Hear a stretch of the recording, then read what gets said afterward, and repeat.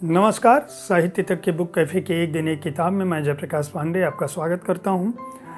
आज मैं जिस पुस्तक के साथ उपस्थित हूं वह आज के प्रश्न श्रृंखला की एक महत्वपूर्ण पुस्तक है जिसका नाम है तालिबान की वापसी, अफगानी जिहाद बनाम अमेरिकी आज़ादी।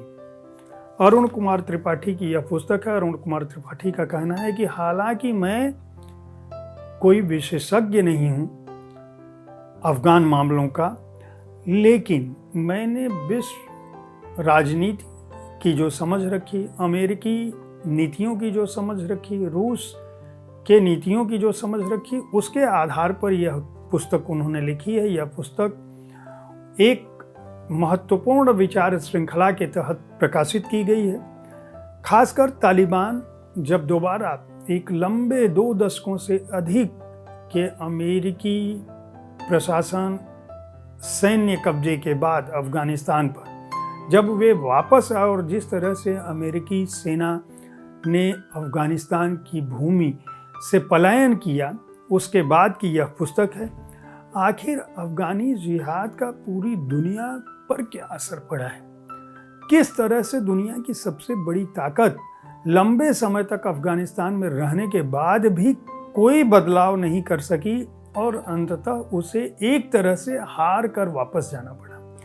पर्दे के पीछे की क्या राजनीति थी, किस तरह की कूटनीति अमेरिकी प्रशासन ने अपने सैनिकों को बचाने के लिए की और दुनिया की नज़र को छुपाकर किस तरह से तालिबानियों से समझौता किया, उसका क्या असर दुनिया पर पड़ेगा और खासकर भारत और पाकिस्तान पर क्या असर पड़ेगा, इसकी भी बात इस पुस्तक में लिखी गई है।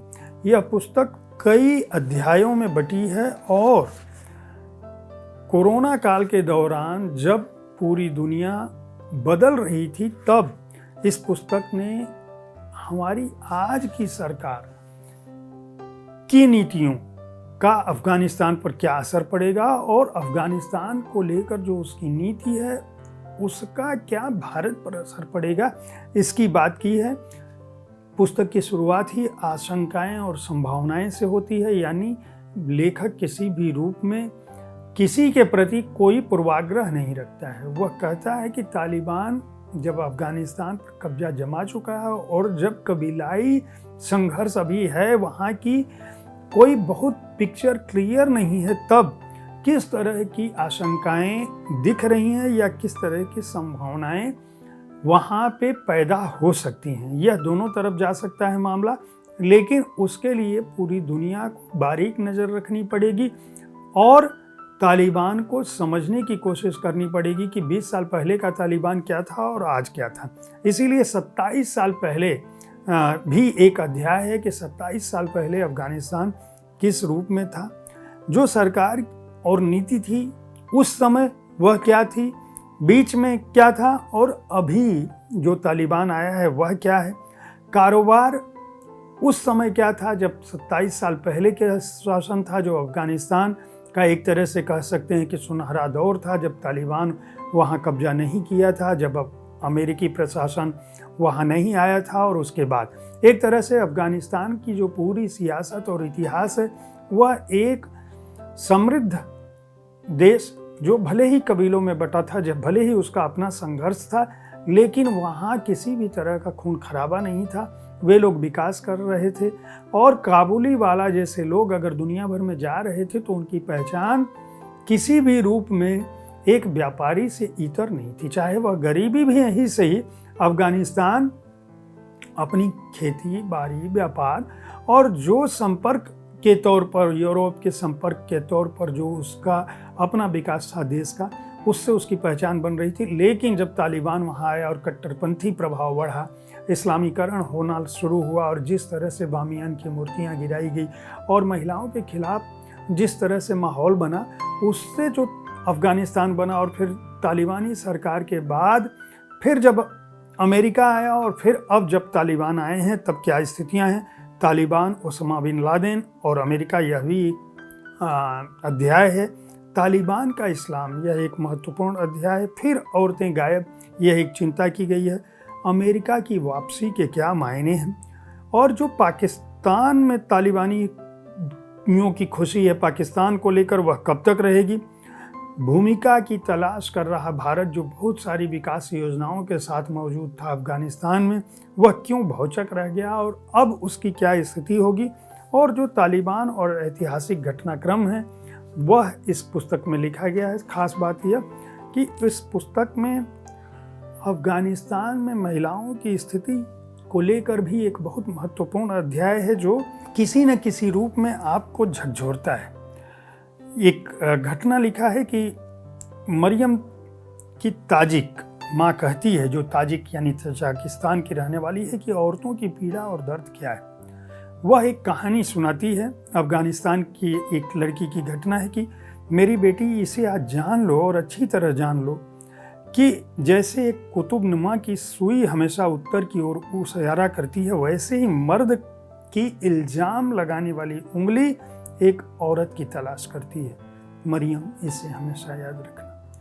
मरियम की माँ का यह सीधा सा वाक्य हमारी सभ्यता में चल रहे लैंगिक संघर्ष के सूत्र का भी वाक्य है। तालिबान प्रेम, सुंदरता, कला, संस्कृति के विरोध का एक मुहावरा बन चुका है। पता नहीं वह सुधरेगा या नहीं सुधरेगा।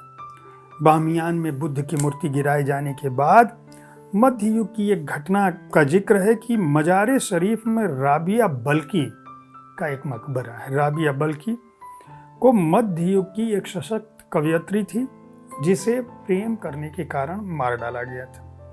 वह अपने युग की पहली महिला थी जिन्होंने फारसी में प्रेम कविताएं लिखी, और उन प्रेम कविताओं को लिखने के लिए उनके भाई ने उनकी कलाई की नस काट दी और वह मर गई। भाई ने यह आरोप लगाया कि राबिया जो है एक गुलाम के साथ सोई थी, इसलिए उसकी सजा है मौत। राबिया ने अपनी आखिरी कविता मरते समय अपने खून से लिखी थी। वही नस की कलाई जो भाई ने काटी थी, उसी खून से उन्होंने लिखा, और सदियों तक उज़्बेक लड़के लड़कियां राबिया के मकबरे को एक संत का दर्जा देकर वहां अपनी इजहार मोहब्बत करते थे। लेकिन मोहब्बत की उस प्रतीक को भी तालिबान ने उखाड़ फेंका था और उसको बर्बाद कर दिया था। जो राबिया ने अपनी उंगलियों की पोरों से जो कविता लिखी थी, मैं उस कविता के साथ इस पुस्तक को आपको पढ़ने की संस्तुति करता हूँ। वह कविता है जिसका अनुवाद कुछ यूँ होगा। चाँद जैसे खूबसूरत चेहरे ने अपनी उंगलियों के पोरों से जो खून बहाया है, वह बिखरा है पूरी दीवार पर। उसके दर्द भरे दिल से निकली हैं कई कविताएं। जब हमाम में कोई दीवार खाली नहीं रही तो भी खून की कुछ बूंदें बची रह गई थी उसके पोरों में। जब उसने दीवारों को भर दिया अपनी कविताओं से, तब वह खून, मोहब्बत, आग और आंसुओं में गिर पड़ी दीवार के एक टुकड़े की तरह उसकी खूबसूरत रूह ने छोड़ दिया उसका शरीर हजारों ख्वाहिशों के साथ। ये ख्वाहिशें अफगानिस्तानी महिलाओं की ही नहीं, पूरी दुनिया की उन महिलाओं की है जो इश्क करती हैं, पूरी दुनिया के उन लड़कों की है जो इश्क में डूबते हैं। प्रेम किसी भी तरह के जाति और धर्म को नहीं मानता, किसी भी तरह के उम्र और वर्ग भेद को स्वीकार नहीं करता। लेकिन यह दुनिया इतनी खूबसूरत कब होगी जब प्रेम पर तालिबानी पहरे न हों और राज्यों और देश की सीमाएं उन पर न हों। यह पुस्तक तालिबान की वापसी, अफगानी जिहाद बनाम अमेरिकी आज़ादी, यह पुस्तक केवल राजनीतिक कूटनीतिक रूप में नहीं बल्कि मानवता और सभ्यता की एक विकास के तौर पर भी पढ़ी जानी चाहिए। वाणी प्रकाशन ने इसको प्रकाशित किया है। मूल्य है 399 रुपये और पृष्ठ संख्या है 312। उम्मीद है साहित्य तक का यह एपिसोड आपको पसंद आया होगा। इस कार्यक्रम में आप किस तरह की पुस्तकों की चर्चा चाहते हैं, इनके बारे में अपनी राय से हमें ज़रूर अवगत कराएं। हमारी कोशिश होती है कि विविध विधाओं की पुस्तकों के साथ आपके पास पहुँचें ताकि आपको अच्छी पुस्तकों के चयन में आसानी हो। कल ठीक इसी समय ऐसी ही किसी एक पुस्तक के साथ मैं फिर आपसे मिलूंगा। तब तक देखते रहें साहित्य तक। धन्यवाद।